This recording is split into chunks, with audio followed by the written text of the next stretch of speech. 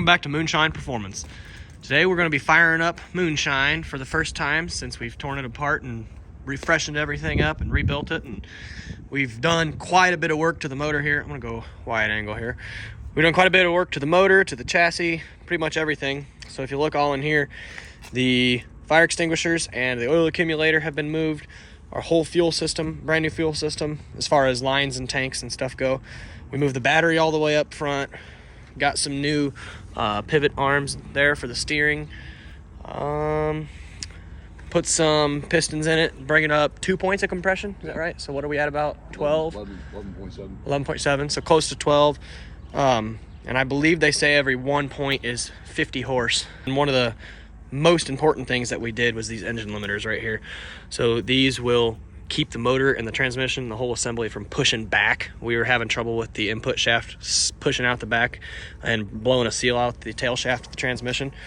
So we're out of the yoke going into the rear end. Yeah, that was another big one. Back here we welded those slip joints on both sides. Obviously there was a video out about that, and we got the MSD temporarily put in here because it's still cold out, but we happened to get some nice weather here on a Sunday, and we're gonna make some noise.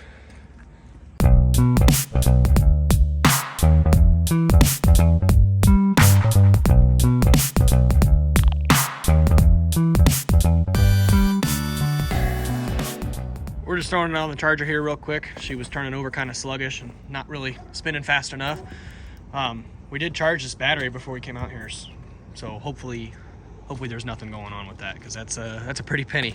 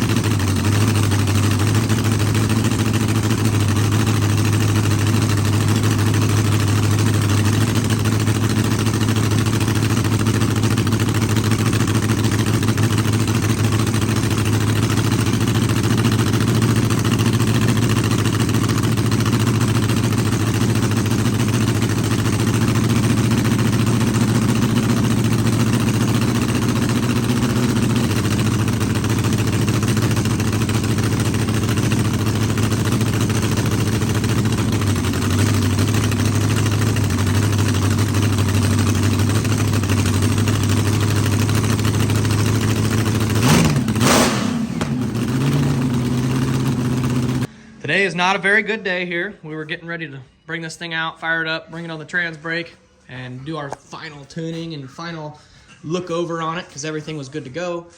And we went through to retorque the heads, and I found a loose head stud, which is not good, right here. And I went to loosen it, to tighten it. It was already loose, so that kind of worried me right off the bat. I'm like, maybe we missed it. Went to tighten it, and it just kept spinning. So we're going to pull this head. It's all going to come off. We're going to see how fast we can do it, because we've done it so many times now. We're going to pull this head, drill it and tap it, throw a helicoil coil in it, and put it all back together.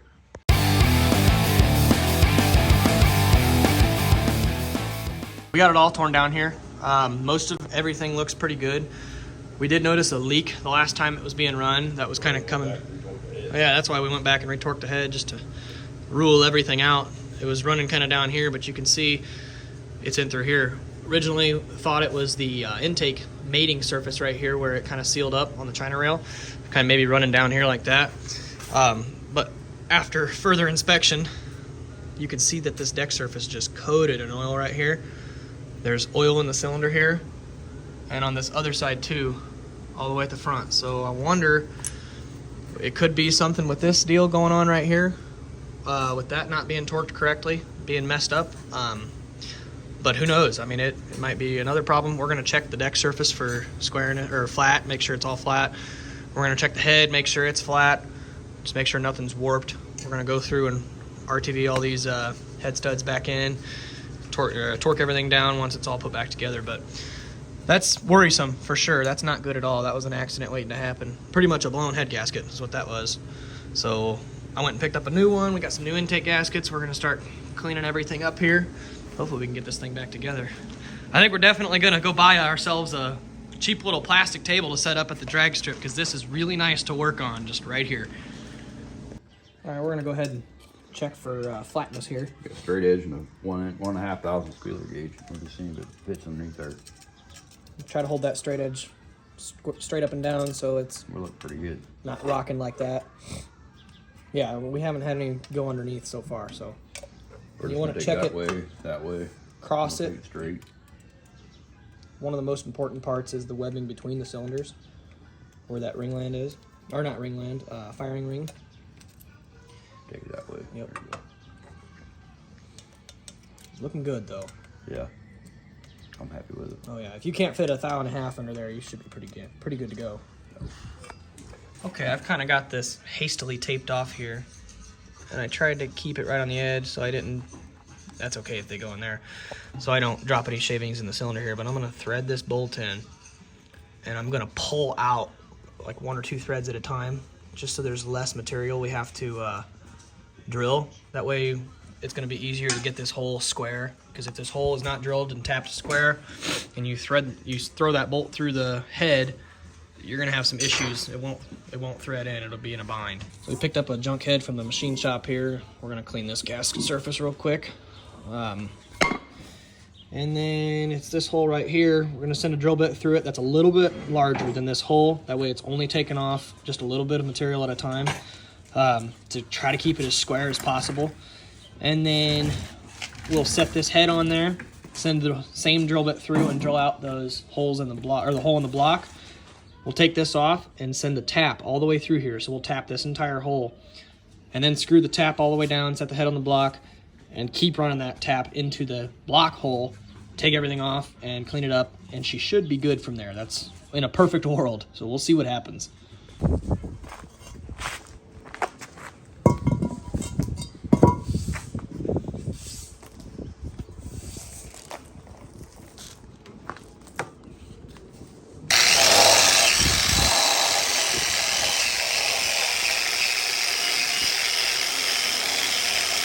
Got this head bolted on here.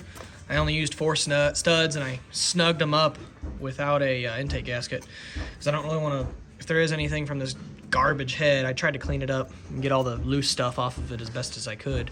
But if there is anything from this garbage head getting into that gasket surface, I don't want to compress it and then, you know, make a molding into the deck surface. So I just kind of loosely snugged it on there. It's not moving. The dowel pins hold it in place anyway. Now, I lied to you earlier. Let me grab my drill. So this hole right here that I got to drill out is already a little bit larger than the size that I need. So if I get that down in there, it's just, I got a little bit of wiggle room. So I think that's gonna be enough. I was gonna step it up, drill that out, step up, drill it out, but it's already there. So instead of making it smaller, I'm gonna keep it this right size, because I don't want that to get really, I don't want it to get really loose in there when I start drilling that hole right off the bat. So like I said, I'm just gonna go for it all at once. Throw some oil in there, that way it's cutting nice and well, and then hopefully it works.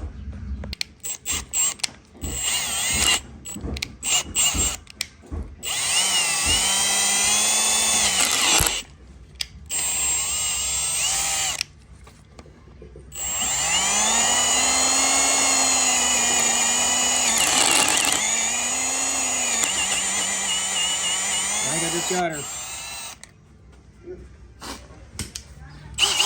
Let me clean this bit off and I'll send her through again. Hopefully we got her.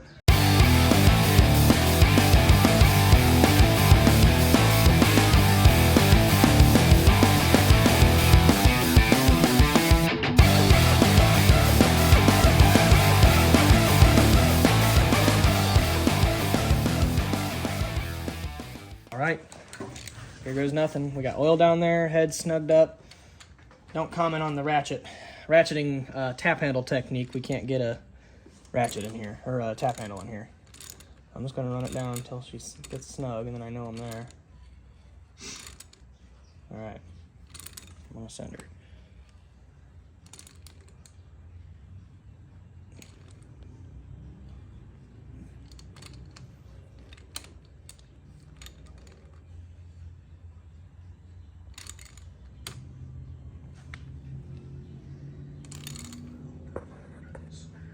Shut up, Blaze.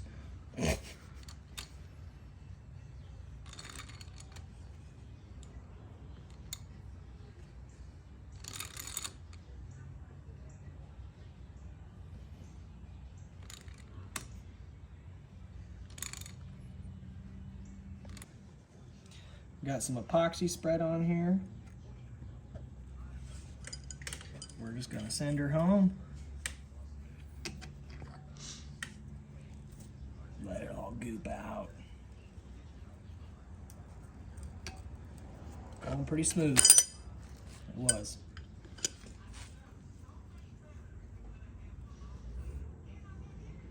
I don't want to stretch that bottom section out, so I think I'm going to stop right there. Leave it a little bit below the surface. Mm-hmm. What do you think? Go a little deeper? Probably. Yeah, go a little bit deeper. I don't want to get any epoxy on the inside of those threads.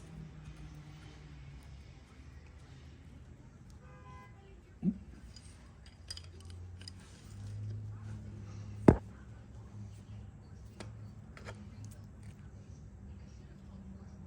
think that's about as good as it's going to get. Okay. Thank God. We didn't tap it too shallow. No, that's good. Good? Yep. We like it. We got her torqued down, and it's not pulling out, so we're gonna go ahead and take all this off, clean it all up, throw the head back on, and start putting it together.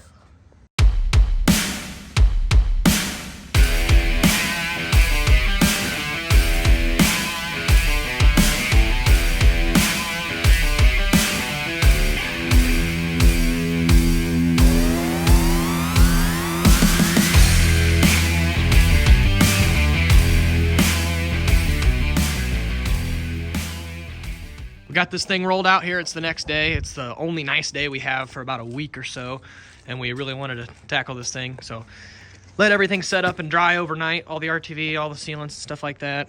We're gonna fire this thing, just check through it. We ordered a cam sync deal to figure out when cylinder 1 fires, and that allows us to, that's what this thing does. I guess it's not technically a cam sync because it's working off the spark plug wire. But what that's gonna do, there's a fiber optic cable which runs from here all the way down to the box, the MSD box, and that's going to allow us to individually time each cylinder as they fire. So if we see something on the plug that we don't like, we can maybe give it timing or take timing away. It's just another tuning aid to make this thing run tip-top shape at its highest performance. Not quite sure how good the video is going to be since it's dark out, but it looks shiny.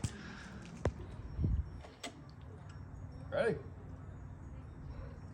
Hit it.